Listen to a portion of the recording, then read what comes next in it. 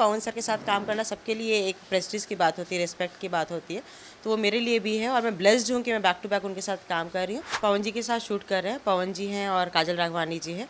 कैसे हो जाला प्यार के सेट पे हूँ मैं। हाँ, बुजुर्ग तो खैर कहीं से भी नहीं है पवन जी। पवन जी का लुक, उनके स्टेप्स तो ऑसम, मतलब बहुत कम समय में मुझे सारे जितने टॉप स्टार थे मैंने सबके साथ काम कर लिया। नमस्ते, बहुत स्वागत है आपका देसी भारत चैनल पर। मैं हूं आपका दोस्त और होस्ट धर्म दुबे। देखिए मेरे साथ बहुत ही खूबसूरत अभिनेत्री बैठी हुई हैं। जी हां, बहुत जोरदार तालियों के साथ स्वागत बनता है बीना पांडे जी का। नमस्कार देसी भारत के सारे दर्शकों को और धर्म जी को थैंक यू मेरे लिए समय निकालने के लिए। अरे उल्टा आपको बहुत धन्यवाद कि आपने समय निकाला। आपको बताएं दोस्तों कि बीना जी पटना में रहती हैं, लेकिन आजकल इतनी ज़्यादा फिल्में हो रही हैं, बहुत ज़्यादा व्यस्त रहती हैं, मुंबई आई हुई हैं और आखिरकार हमसे मुलाकात हम दोनों जन की होएगी। बीना जी प्लीज़ दर्शकों को ये बताएं कि आज आप जिस वेशभूषा में बैठी हैं, क्या है किरदार, किस सेट पर आई हैं, क्या कुछ फिल्म की शूटिंग? अभी हम लोग पवन जी के साथ शूट कर रहे हैं। पवन जी हैं और काजल राघवानी जी हैं। कैसे हो जाला प्यार के सेट पे हूँ मैं। एक्चुअली पैच वर्क है, फिल्म हमने शूट की थी, थोड़ा सा गैप हो गया ड्यू टू कोविड, हमने उसको कंप्लीट नहीं कर पाए, तो अब हम मुंबई में इसको कंप्लीट कर रहे हैं। अच्छा विनय जी, एक के बाद एक धमाके रोज़ाना ही आपको देख रहे हैं। वैसे मैं दोस्तों आपको बता दूं, मुझे लगता है सोशल मीडिया प्लेटफॉर्म्स यानी इंस्टाग्राम, फेसबुक आज खाली होगा क्योंकि बीना जी हमारे साथ बैठी हैं। हाँ, मतलब मुझे बहुत पसंद है, लाइक आर्टिस्ट हूँ तो इसलिए मुझे पब्लिक बहुत पसंद है। वो पब्लिक मुझे सोशल मीडिया पे मिले या मुझे ऐसे रियल लाइफ में मिले, तो मुझे लोगों से इंटरेक्ट करना बहुत पसंद है। और देखते हैं ज़्यादातर आप बहुत मस्ती के वीडियोस, खुद से जुड़ी अपडेट लगातार अपने फैंस के लिए बनाती रहती है। बहुत ज़्यादा मज़ा आता है आपको इन चीज़ों में? बहुत ज़्यादा, बहुत। मैं मतलब मुझे लगता है कि जैसे अगर सपोज़ मैं अगर मार्केट गई हूँ, तो अगर मैं एंजॉय कर रही हूँ तो मुझे लगता है कि कुछ एक क्लिप डालूँ ताकि मेरे साथ के जो दोस्त हैं, मेरे फेसबुक के दोस्त जो हो गए या इंस्टाग्राम के, वो भी उस पल को एंजॉय कर ले। साथ नहीं एंजॉय कर सकते, दूर से ही सही। लेकिन कई बार ट्रोलर्स का भी सामना करना पड़ता है, लोगों को बुरा लगता है, कई तरह के भद्दे कमेंट्स भी किए जाते हैं, तो ऐसी सिचुएशन को आप कैसे हैंडल करते हो? नहीं, इस केस में तो मैं बहुत ब्लेस्ड हूँ, टचवुड।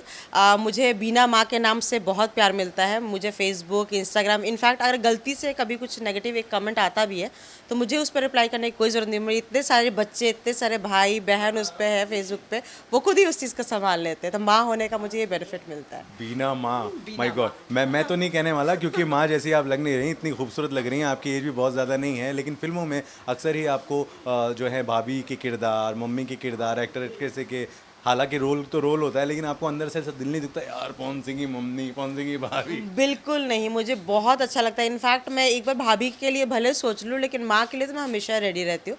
और क्योंकि चूँकि मैं भी एक माँ हूँ असली लाइफ में भी, तो मुझे किसी को भी देखती हूँ तो मेरे अंदर वो प्यार आता है, तो मुझे लगता है कि हाँ, मैं माँ ज़्यादा अच्छा प्ले कर सकती हूँ। मीना जी, आपको शायद नहीं पता हो या शायद आपको पता भी हो, लेकिन मैं आपको ये चीज़ बताना चाहता हूँ, जो बाज़ार है भोजपुरी का, वहाँ ऐसा कहा जाता है कि आप जो हैं पवन सिंह एंड ग्रुप में शामिल हो चुकी हैं, आपके पीछे स्टैंप लग गया है। ऐसा कहा जाता है क्या? ऐसा कहा जाता है। अच्छा, आप कह रहे हैं तो मैं मान लेती हूँ, बाकी ऐसा कुछ भी नहीं है। मैं एक कलाकार हूँ और मैं किसी भी ग्रुप से नहीं जुड़ी हुई हूँ, मैं बस अपने काम से जुड़ी हुई हूँ। इसलिए मुझे कोई भी बुलाए, हाँ डेफिनेटली पवन सर के साथ काम करना सबके लिए एक प्रेस्टीज की बात होती है, रिस्पेक्ट की बात होती है, तो वो मेरे लिए भी है और मैं ब्लेस्ड हूँ कि मैं बैक टू बैक उनके साथ काम कर रही हूँ। बाकी मैं ओपन टू हर एक आर्टिस्ट के लिए हूँ जिसमें भी कैरेक्टर मुझे अच्छा मिलता है। लेकिन आप इंडस्ट्री में कार्यरत हैं, अगर मैं आपसे ये पूछना चाहूँ कि आपका पसंदीदा एक्टर कौन है जिसकी एक्टिंग आपको बड़ी भाती है और पर्सनल लेवल पर आप बहुत कंफर्ट भी खुद को महसूस करती हैं जब उनके साथ काम करती हैं, तो वो कौन सा नाम होगा? उस तरीके से देखिए तो अभी तक मैंने जिनके साथ काम किया सारे लोगों ने मुझे बहुत कंफर्ट जोन दिया, क्योंकि मैं एक ऐसे बैकग्राउंड से आती हूँ जहाँ की एक्टिंग मैंने टेक्निकली नहीं सीखी। जो सीखा वो देख के सीखा या इन्हीं लोगों से सीखा, तो एज सच मुझे किसी के साथ अनकंफर्टेबल कभी फील नहीं हुआ।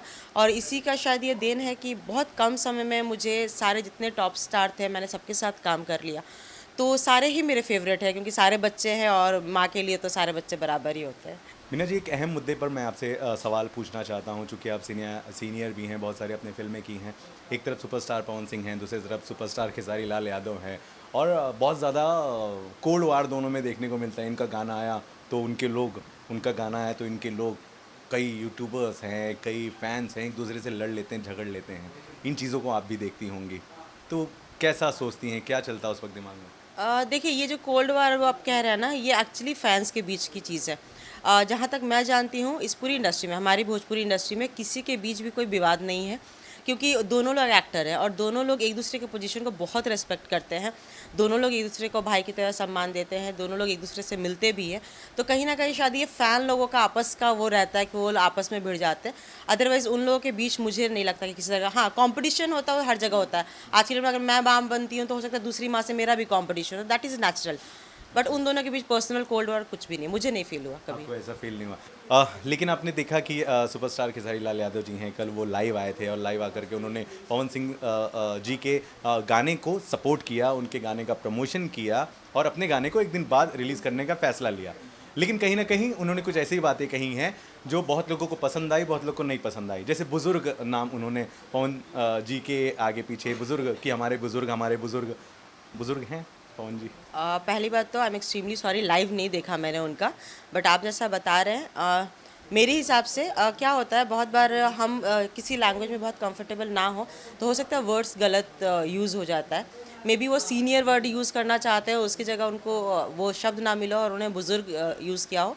हाँ, बुज़ुर्ग तो खैर कहीं से भी नहीं है पवन जी, क्योंकि दोनों लोग पैरेलल हैं और दोनों लोग की एज भी ऑलमोस्ट सेम है। तो शायद बड़ा की जगह उन्होंने बुज़ुर्ग यूज़ किया हो, तो मतलब ट्रोल करना तो बनता है लोगों का भाई, इतना तो नहीं, बिल्कुल बुजुर्ग कई तो बार नहीं। उन्होंने बड़ा भाई भी बोला, मेरे आदरणीय शब्द बोला। गलत, हाँ। मुझे लगता है कि कहीं ना कहीं ज़बान बहुत बार फिसल जाती है, हम भी मतलब करेक्ट जो वर्ड होता है नहीं चूज कर पाते या उस वक्त दिमाग में आता नहीं एक्चुअली। तो ये हो सकता है कि हुआ हो। अच्छा। और उन्होंने एक तरफ करंट गाना सुना आपने? हाँ, देखा कैसा मस्त लगा? मस्त और सब, क्योंकि अभी तक मैं ना वो बारिश वाला हैंगओवर से ही नहीं निकली थी। मतलब वो सॉन्ग ही इतना माइंड ब्लोइंग था कि अभी उसी को सुन रहे थे, तब तक ये करंट आया तो मुझे लगा बारिश में से किसी ने हिला दिया।